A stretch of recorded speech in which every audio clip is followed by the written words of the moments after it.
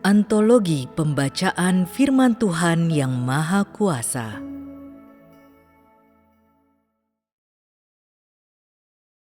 Penafsiran rahasia firman Tuhan kepada seluruh alam semesta.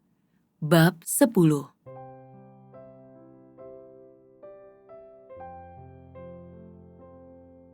Selama masa pembangunan gereja, Tuhan nyaris tidak menyebutkan tentang pembangunan kerajaan. Bahkan ketika Dia menyinggung hal itu, Dia melakukannya dengan menggunakan bahasa pada masa itu. Begitu zaman kerajaan telah tiba, Tuhan menuliskan metode tertentu dan perihal tentang masa pembangunan gereja secara sekaligus. Dan tidak pernah lagi mengatakan sepatah kata pun mengenai hal itu. Inilah tepatnya makna mendasar dari Tuhan itu sendiri, yang selalu baru dan tidak pernah usang. Seperti halnya perkara-perkara yang telah terjadi di masa lalu, semua itu bagaimanapun juga adalah bagian dari masa yang lampau.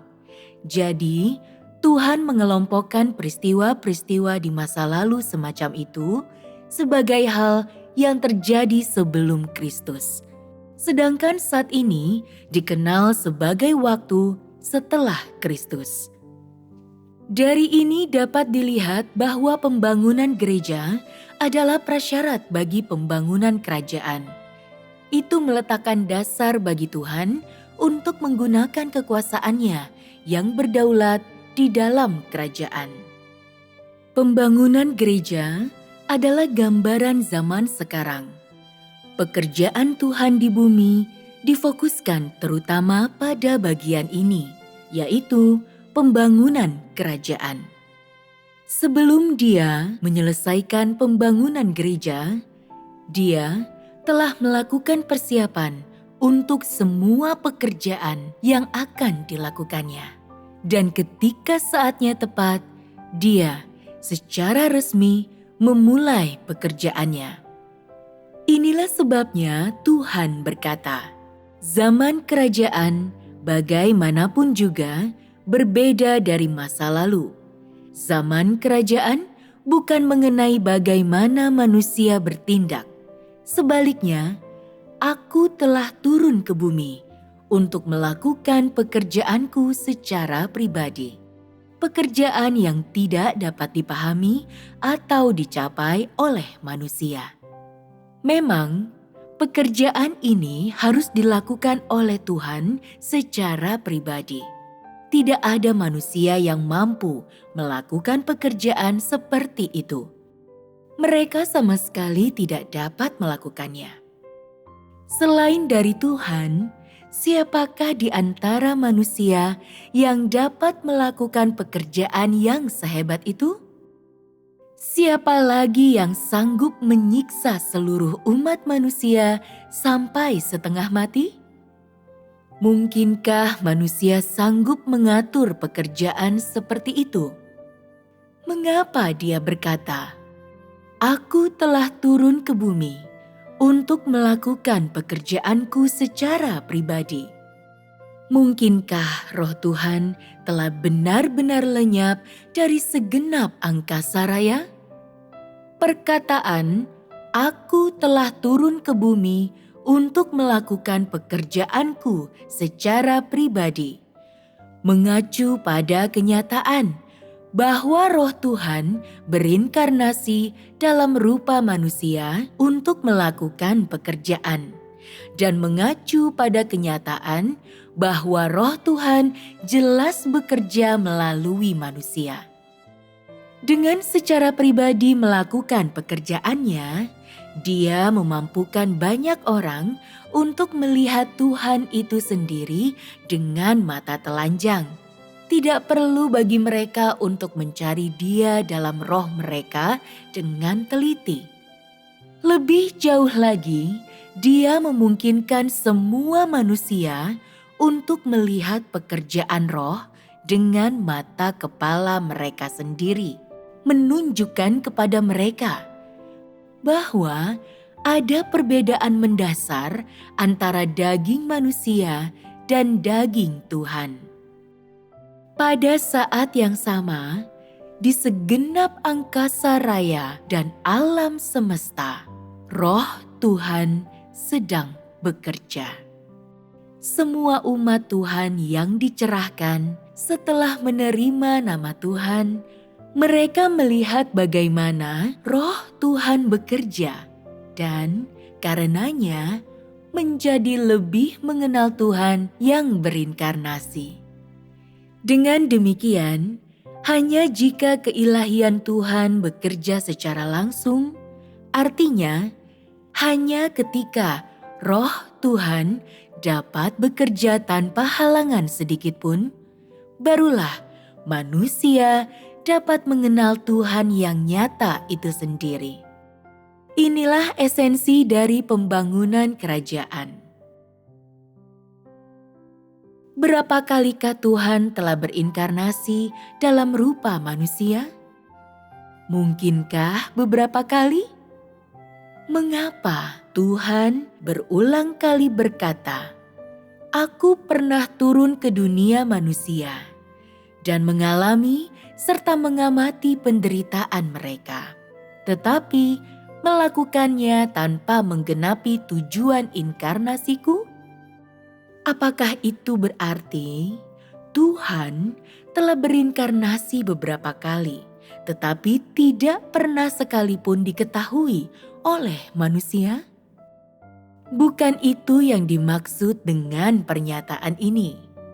Pertama kali Tuhan berinkarnasi, tujuannya sebenarnya bukanlah agar manusia mengenal Dia.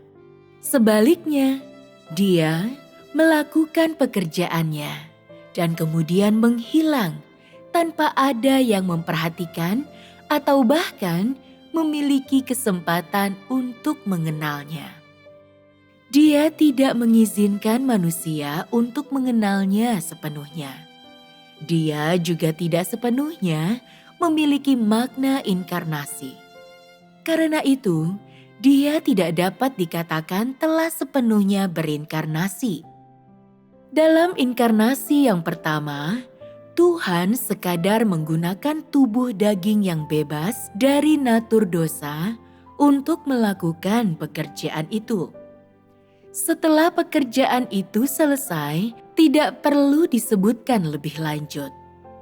Adapun mengenai manusia-manusia yang telah dipakai Tuhan di sepanjang zaman, contoh-contoh semacam itu bahkan lebih tidak layak lagi untuk disebut inkarnasi. Hanya Tuhan yang nyata itu sendiri pada zaman sekarang yang mengenakan kemanusiaan normal dan yang memiliki keilahian yang sempurna di dalamnya, dan yang bertujuan memperkenankan manusia untuk mengenalnya, yang dapat sepenuhnya disebut sebagai inkarnasi. Makna penting kunjungan pertama Tuhan ke dunia ini adalah salah satu aspek makna penting dari apa yang disebut inkarnasi pada zaman sekarang. Tetapi kunjungan ini sama sekali tidak mencakup makna penting sepenuhnya dari apa yang saat ini dikenal sebagai inkarnasi. Inilah sebabnya Tuhan berkata, tanpa menggenapi makna penting inkarnasiku.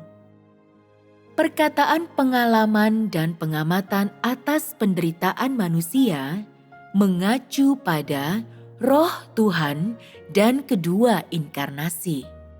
Untuk alasan ini, Tuhan berkata, saat pembangunan kerajaan sedang berlangsung, daging inkarnasiku secara resmi mulai melakukan pelayananku, yang berarti raja dari kerajaan secara resmi memulai kekuasaannya yang berdaulat.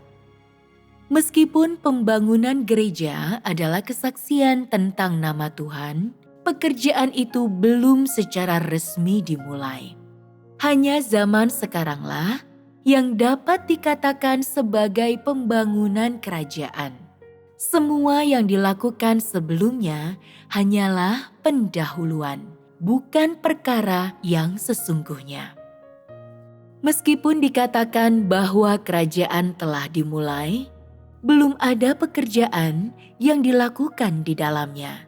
Baru pada zaman sekarang, karena pekerjaan itu sedang dilakukan dalam keilahian Tuhan, dan Tuhan telah secara resmi memulai pekerjaannya, maka manusia pada akhirnya masuk ke dalam kerajaan. Jadi, turunnya kerajaan ke dalam dunia manusia yang jauh dari sekedar perwujudan perkataan dan penampakan merupakan sebuah kenyataan yang sesungguhnya. Ini merupakan sebuah aspek dari makna kata kenyataan dari perbuatan. Kutipan ini merupakan ringkasan yang tepat dari uraian di atas. Setelah memberikan penjelasan ini, Tuhan melanjutkan dengan melukiskan keadaan umum umat manusia. Membuat manusia terus berada dalam keadaan sibuk yang terus-menerus. Di seluruh dunia, semua orang berada dalam rahmat dan belas kasihanku. Tetapi dengan berada di bawah penghakimanku, berarti semua manusia juga harus menjalani ujianku.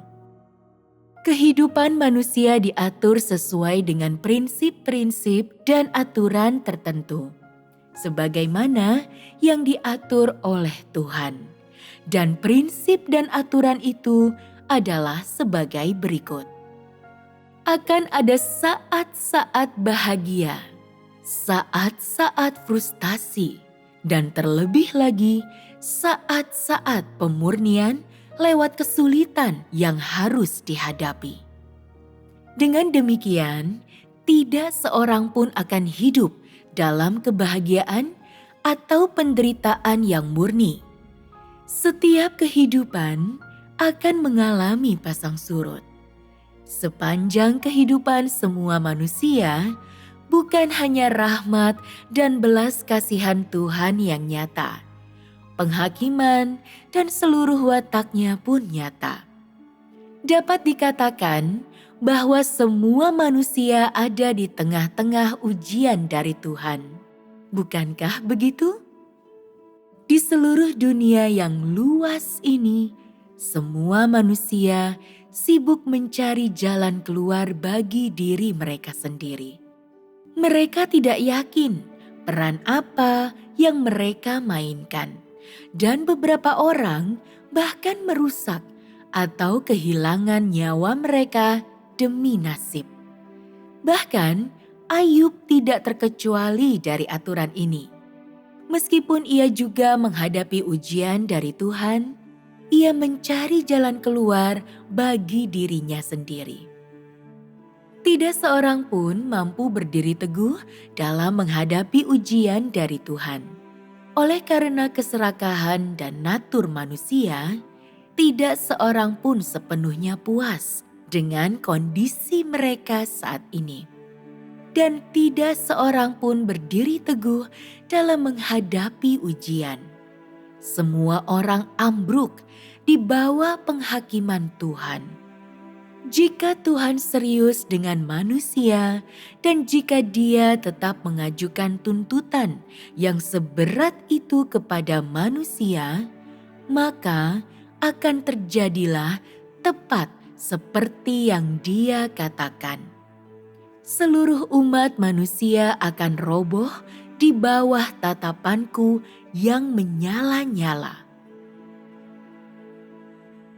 Terlepas dari kenyataan bahwa pembangunan kerajaan telah secara resmi dimulai, salam penghormatan bagi kerajaan belum secara resmi berdering.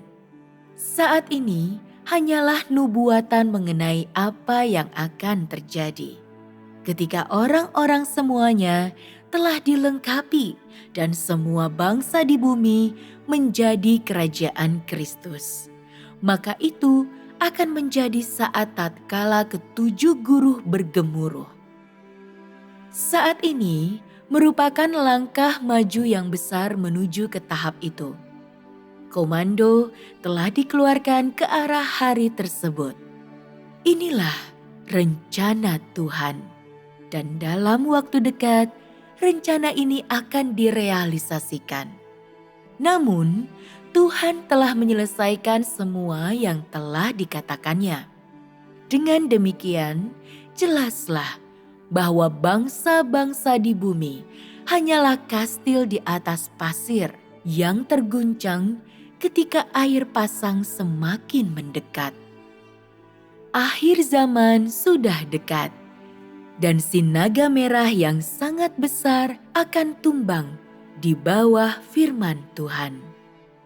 Untuk memastikan rencananya berhasil dilaksanakan, para malaikat surga telah turun ke bumi, melakukan upaya terbaik mereka untuk memuaskan Tuhan.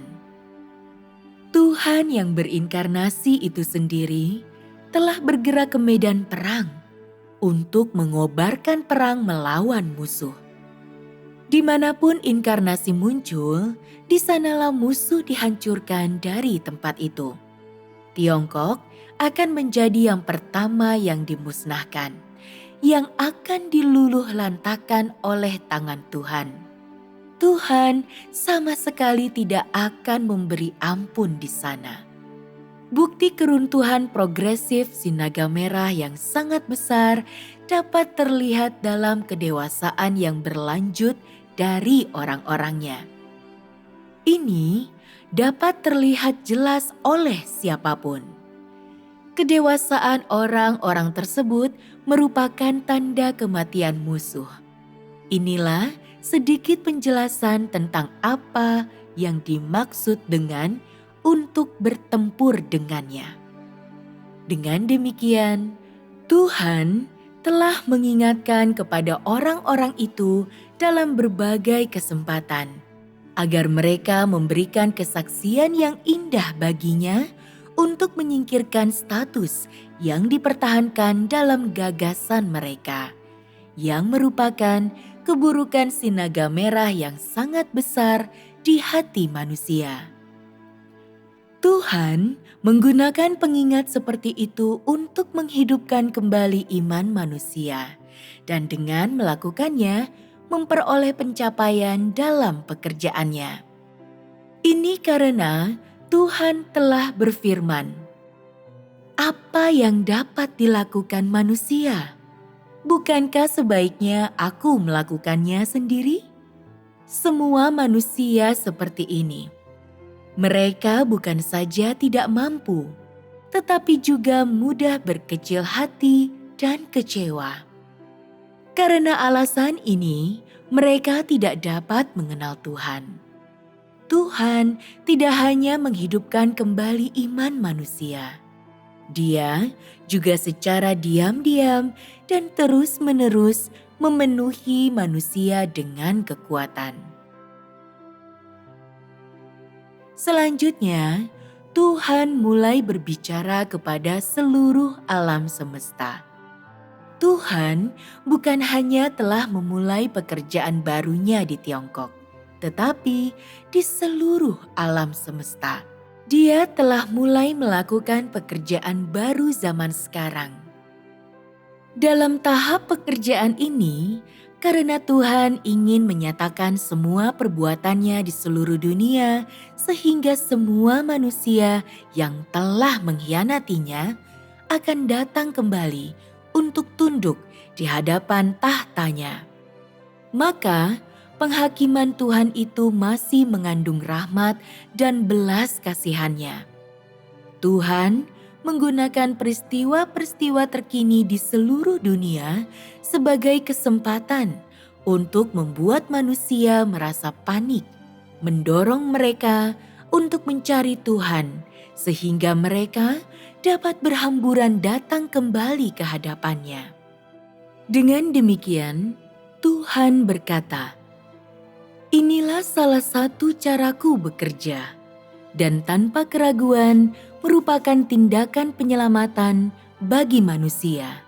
Dan apa yang aku lakukan terhadap mereka tetaplah merupakan bentuk kasih sayang.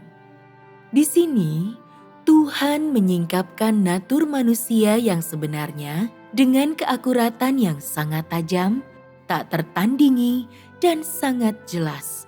Ini membuat manusia menyembunyikan wajahnya dengan malu, benar-benar dipermalukan.